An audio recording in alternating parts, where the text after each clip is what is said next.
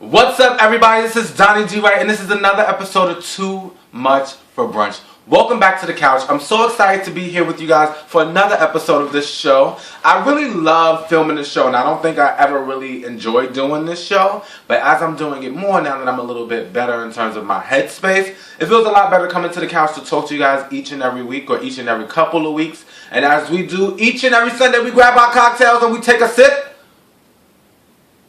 Today I'm drinking orange juice because New York City, bitch, is cold. And whenever the weather changes, I always get a cold. I don't know if any of you guys are like that, but like, whenever there's a drastic weather change, that's making my mouth juicy.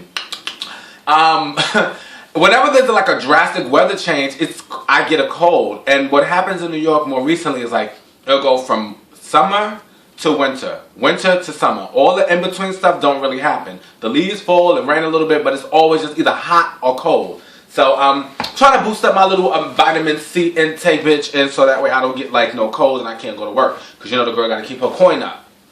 But what I think is funny, I remember like a couple episodes ago I had like a forget the name of the fucking drink, I don't remember. And one of the Durights emailed me and was like, why look like you drinking a Glade plug-in, a Glade candle? That was hilarious to me. You guys are funny. So I just wanted to say hello, welcome back, y'all. So TGIT is back, bitch. And if you don't know what TGIT is, that's Scandal, How to Get Away with Murder, for the girls that like Grey's Anatomy. But for me, it's Scandal and How to Get Away with Murder. These episodes were amazing, okay? Okay, I don't get tired, okay? I stayed up and I watched both those episodes. It was amazing. I mean, Scandal is kind of lagging a little bit for me. Like, I don't know why I'm not as interested as I used to be. But I still love the show and I watched it. And then I watched How to Get Away with Murder. And that show was amazing. But today's episode, we're not going to really talk too much about me. There's nothing really happening with me other than my body getting shredded. Bitch, oh. So if you see, I'm trying to do a little beard gain life. When I, this summer, I decided that I was going to grow out my facial hair. And I was like, okay, bitch. But if you look, I'm mad bald-faced it right here, bitch. Like, I need one little spot. Like, it's my hair and I want it now. Like, can I get my lump sum right here, bitch? Like, it just will not connect. But I said, you know what? I'm just going to see what it gives. And I brought it back this week. Give myself a little grown, winterized look. Okay, Miss Thing? Give my face the grown little... Can you just give me back my lump sum? Like, bitch. It's my face and I want it now! Anyway, so I'm not going to talk too much about me. Continue to follow my hashtag BodyBy30. I'm in my week 6 if you want to see some of my results. Go to my Instagram page at Donnie Duright. _ which is DONNIE DURIGHT, and there's an underscore.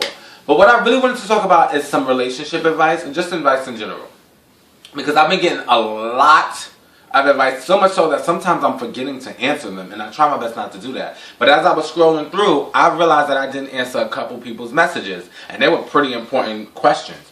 So I want to say to a couple of Durights who's emailed me about something very particularly. And maybe I'll read the first one so that way, guys, you know what I'm really talking about. Okay. Alright, so again, I hope you guys are doing well. Email me any questions or concerns. If you just want to say what's up, say hello, you can email me, write me on Instagram, Facebook, like my page or whatever. But again, this episode is going to be completely about relationship advice. And this last one I'm going to read, bitch, y'all better stick around for, because it's juicy and I need to address you. I need to walk you through, okay? So, also what I want to say before we give advice, right?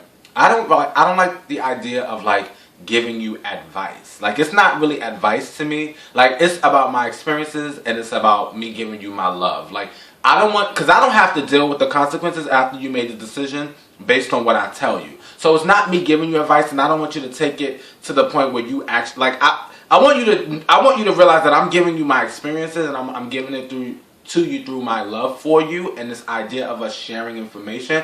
But I don't have to deal with these consequences, okay? So don't take my word as the land of the Lord, bitch. I am floored, honey. And today, tomorrow, and maybe next week, my life might be fucked up. So don't, like, I'm not. But anyway, so here's the first one. Hey, I hope all is good. I need your help. I'm 24 years old and I feel like I'm in a midlife crisis. Okay, let me give you a little tea. I currently live at home and I just don't like it anymore. I feel like you can relate. Living with your parents is just not it when you become a certain age. Every day there's an issue or three, and I'm mentally and emotionally over it. Grown people can't live together, especially when they're their parents. I currently just enrolled in college, to potentially become a social worker. I work in the health field now, but it's not my passion. So I need some help or advice from you. I live in New York City, and I feel like it's so hard for me to get help through agencies. I'm single with no kids, and the odds are against me. When I go for help, the odds are against me when I go for help.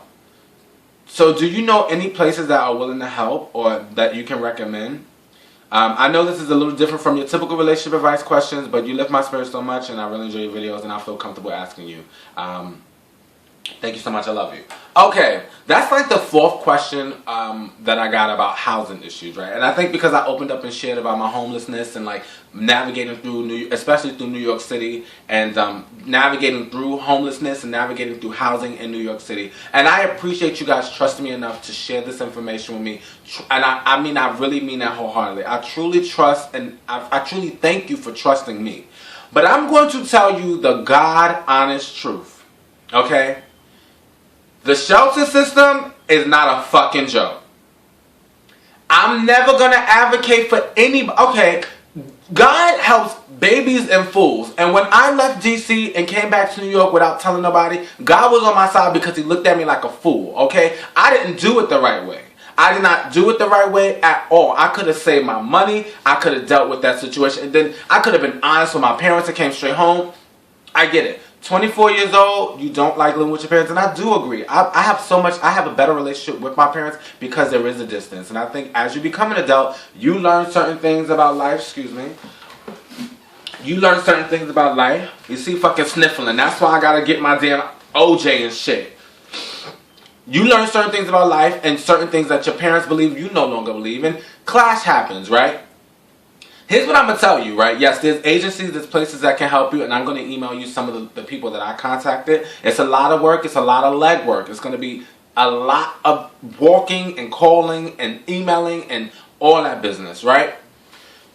A couple things that I would do first before I try to go into a shelter or reaching out to some of these agencies. Bitch, get busy. Bitch, get busy. You don't want to be home? Be busy. You're 24. You can join one of those volleyball leagues. You could join a school team. You're in college. I'm sure they have programs. Get so busy that you don't have to deal with your parents, right? While you're saving your money. Because there's nothing like not having to pay rent. Okay? And I don't know what your situation is with your parents. They might ask you for a little bit of here and there. But ain't nothing like not having to give nobody $1,200 of your money. Okay? So hold on. Be patient. And live out as long as you possibly can. Go to the gym, join the social club, start hanging out with your friends a little bit more, start making more friends, go to the library, do things that keep you out of the house so that way you're not around your parents as often as you probably are. Now if that doesn't work, right, I'm going to tell you that the way New York City system works in terms of housing, right, you should be applying to every lottery that you possibly can. Like housing lottery. And when you do it, because there's tiers, right? And I know this is pretty boring for people who don't know, but this might happen in your city as well. So please pay attention if this is something that you want to do. Because I've gotten like 6 emails from people on how to navigate through housing. I don't know how it works in every city, but I am going to tell you how it works in New York. There's a tier system. If you are completely homeless, you go into a certain tier. If you are working in New York and you're homeless, you go into another tier. It goes into tiers. When it used to be domestic violence goes into a higher tier. But let me tell you something. If you're working in New York City and you say that you are homeless, you get a higher priority. You get into a higher priority in terms of being pulled from the lottery, right? Apply to every lottery. Are you working? And I'm not being funny. Are you working? Because yes, you might want to run out your mother's house, but are you in a comfortable enough situation where you are sustaining enough income that if something happens, you won't be homeless again? Because that's what they want to know. They want to know if they help you with the housing, you're not going to be homeless again. So you got to be able to prove that. So are you working? I know you're in the health field and you want to be a social worker. Social workers don't make a lot of money. You probably should stay in the health field if you are a social worker, because social workers that work at hospitals generally make more money. Because I'm also, long story short.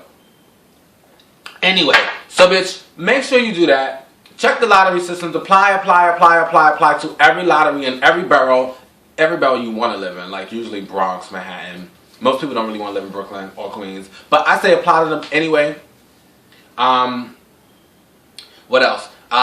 Somebody else emailed me about taking their family with them into the shelter.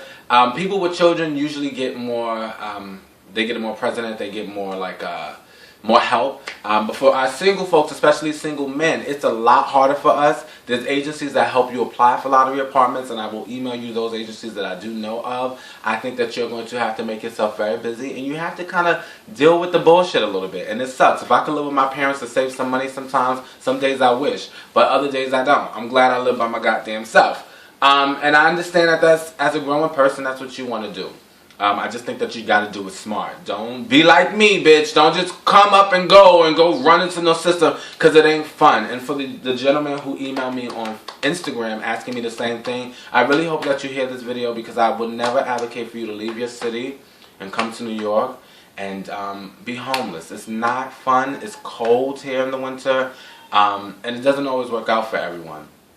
Also, if you are HIV positive, and I know a lot of people don't like to talk about it, but like, if you are HIV positive, there's something called HASA. HASA helps you pay your rent. You have to go to the doctor, get a certain, you have to prove that you have a certain level of the virus, if I'm not mistaken, and they give you money to move in. They give you a caseworker, they help you find a studio apartment, and you got to stay on them, because sometimes they don't pay your portion of the rent, and then you end up getting evicted.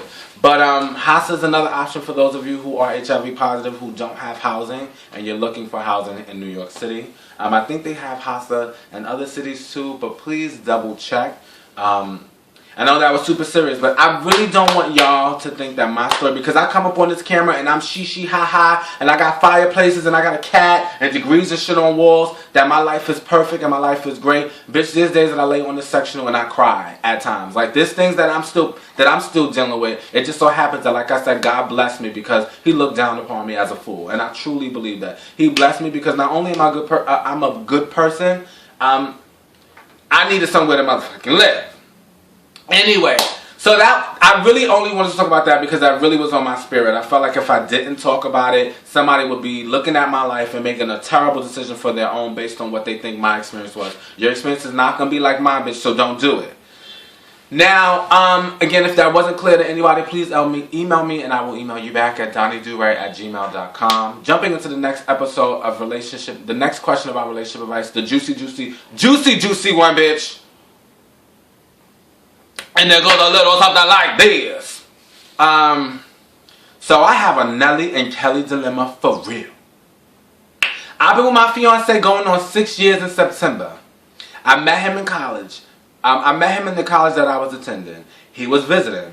He stayed longer than he was expected. We fell for each other. Murder hero, bitch. He went back home to Southern California. I stayed in Northern California. Bitch, I need to go to California. Which one of my Durights is in California? Because when I visit, bitch, I need you to show me the fuck around. Because I need to go. I need to be in LA. I need to start acting, okay? Oogie! I stayed in Northern California. I thought it was over, but he wanted to try to make a long distance thing work. Long story short, he sucked at it. He didn't have a phone.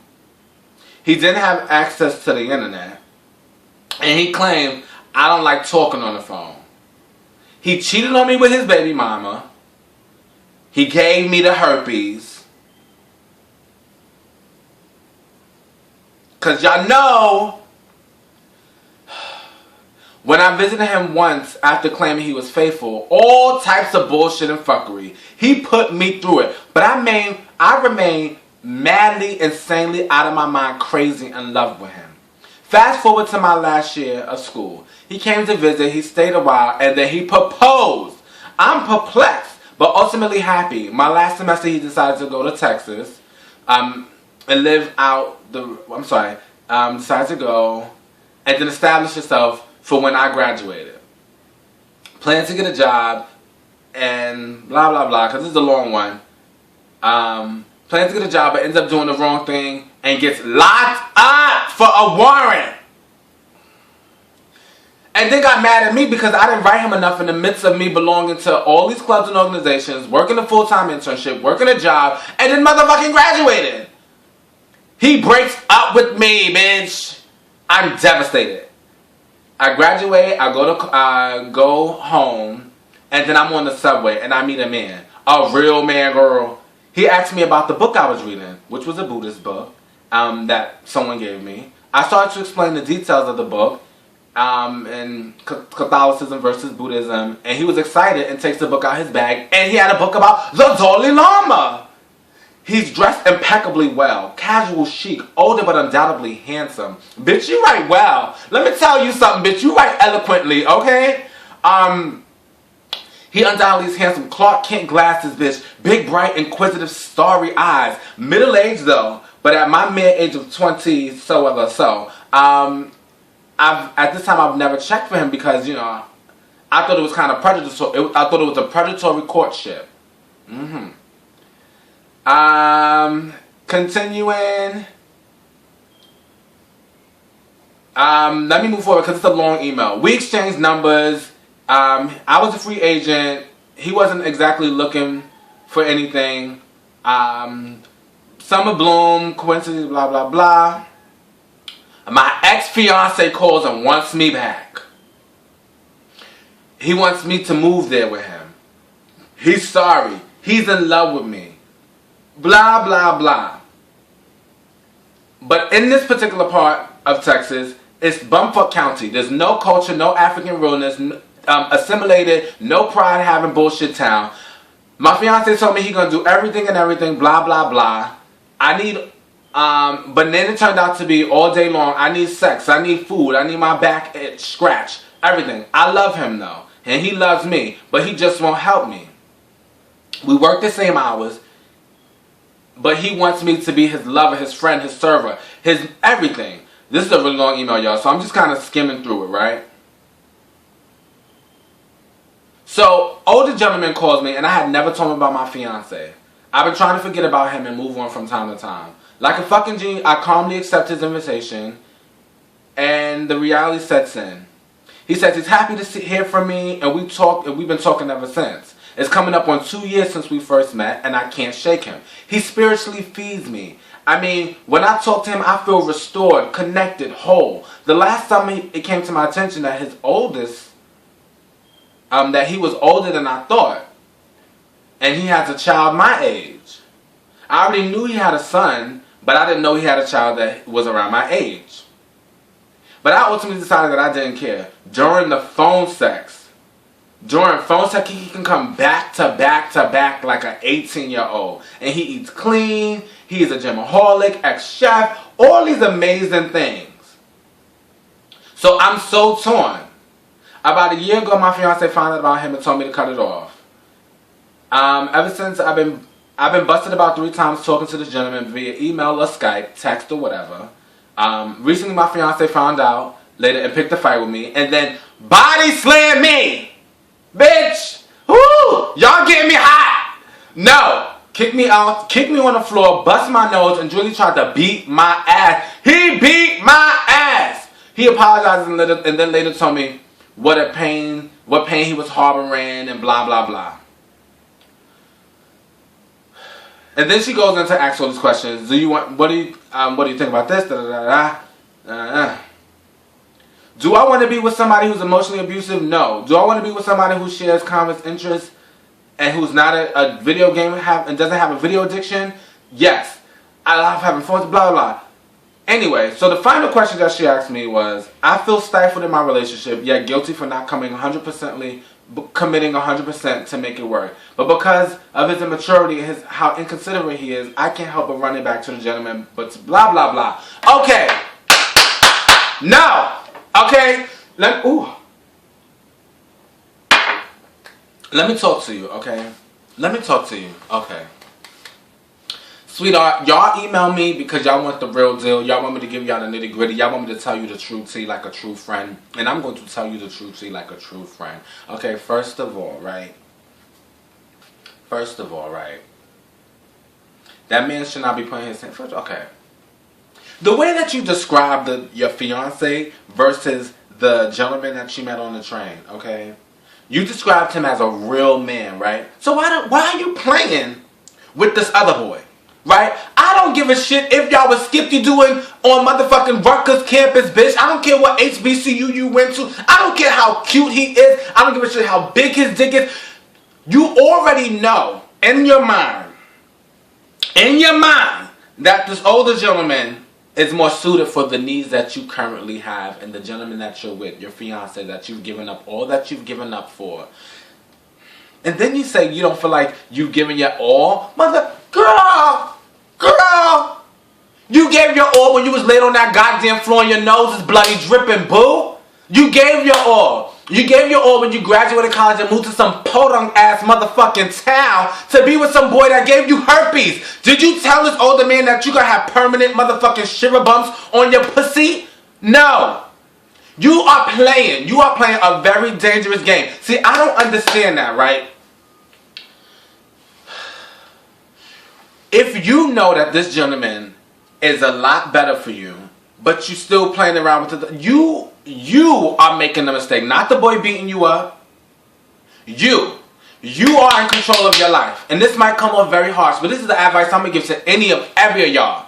You are in control of your life. It's so easy for me to say it. Trust me, I get it, because I'm not getting beat up. I'm not doing it. I'm not in love with, but I was in love with somebody, madly in love, that I up and jumped and moved another state, Miss Thing. So, I'm not saying it was easy for me, and I damn sure know it's not going to be easy for you. Especially because you have degrees in certain cities, and when you get older, there's certain things professionally that lock you into certain areas. I get it, but boo-boo. When you dead, none of them degrees is going to motherfucking matter, Miss Thing. So how about you go start taking the test, prepping for another city, do the licensing exam in whatever city that you need to move to, pass that exam, and then get your ass up out of there. So what you going to do when you're pregnant? Because it's going to happen. Because he want to hump and fuck you all damn day while you eat, clean, and work. Girl, you're going to get pregnant barefoot looking crazy out there. And don't mess up this old man's chakras, his num-your-old shareke cures. Don't fuck him up. Don't bring that toxicity into his life. Because you can't figure out what to do with yours. No, sweetheart, no. And I love y'all. I love y'all to pieces, but no. Okay? Step it up. You too grown. You write too well, and you way too smart to be dealing with the bullshit. You should have that's the shit that be getting me mad. I mean, so many people who so book smart, but they ain't got no goddamn common sense. You ain't got no goddamn common sense. You know that the boy ain't no good for you. You knew it the day he bust your goddamn lip open.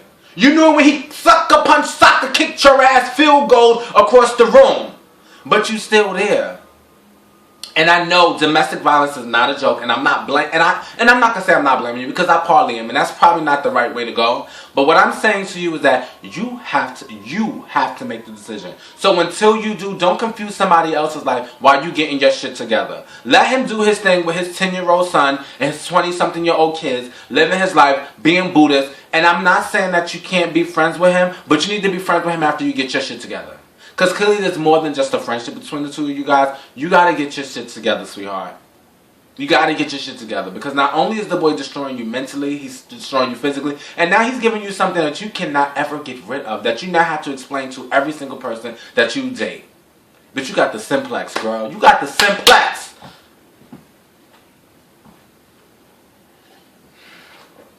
Got me hot. I was reading it this morning and I was like, wait, how did I miss this? Nelly and Kelly dilemma. Nelly and Kelly did a song, sweetheart. I love you, baby. And then it was over. They went out the studio. They got that Grammy, and then they left on. He's not giving you no kind of Grammy, sweetheart. There's no victory after this. There's no winning after this. That ride or die bullshit drives me crazy. I had a conversation with this boy I used to talk to.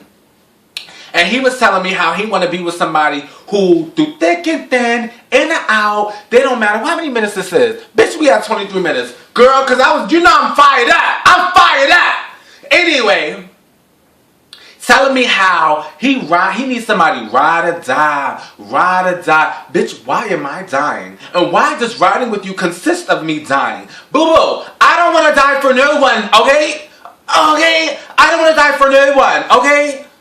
If what we do is toxic for me, boo-boo, I got to go. And I'm not saying that you can't deal with certain things when you're in a relationship. There's going to be a ton of things that come when two people get together. That's four. When two people get together, there's going to be clashes. There's going to be arguments. There's going to be things that y'all don't agree on that y'all have to work through. But doing shit that's going to kill me or hurt me is not something that I'm going to do for anybody. Talk about If I decide that one day I just want to up and do coke, I need my partner to support me through it. Support you through that? Why you stealing my fur coats, running down the Grand Concourse trying to steal my shit? Sell my motherfucking TVs? I'm supposed to support you through your habit? No, boo-boo. Now, an addiction is different. Like if you're going through counseling, you're in A or AA or Sex Anonymous, whatever addiction that you have, if you're processing that and you're dealing with that, then yes, that's something that we can deal with together positively. But if you think that I'm going to just sit around and let you fuck a bunch of bitches, do all the standard thirds, smoke your weed, smoke your crack, sell my furniture, have bitches all up and through my house, I'm supposed to ride or die through that? No, because while you're riding, I'm dying emotionally. Like, I'm dying, but you're just having a gay old time. You're out here willy-nilly doing whatever the fuck you want. Not me, not she, not I, not her. No, thank you. No, thank you. And for you, sweetheart, you got to figure this out. And I don't want you to think I'm being harsh on you, but I'm giving you the real. It ain't nobody's fault that this is happening but yours. And I'm not saying that it's your fault that he's beating you up. I'm not saying that at all. What I'm saying is you have to make the decision to change how this is going to work. Bitch, if you got to motherfucking jump up and boogie out that bitch. You tell him you're going to work and you move somewhere else. Start saving your coin, girl. Start saving your coin. Get this motherfucker arrested for putting his hands on you. No, it's not fun. And I know you don't want to see somebody you love in jail. But do you want to see your black eyes and busted noses? Do you want to go to work and have to explain to your boss why you calling out? Because you can't go to work for a week because you got a black eye?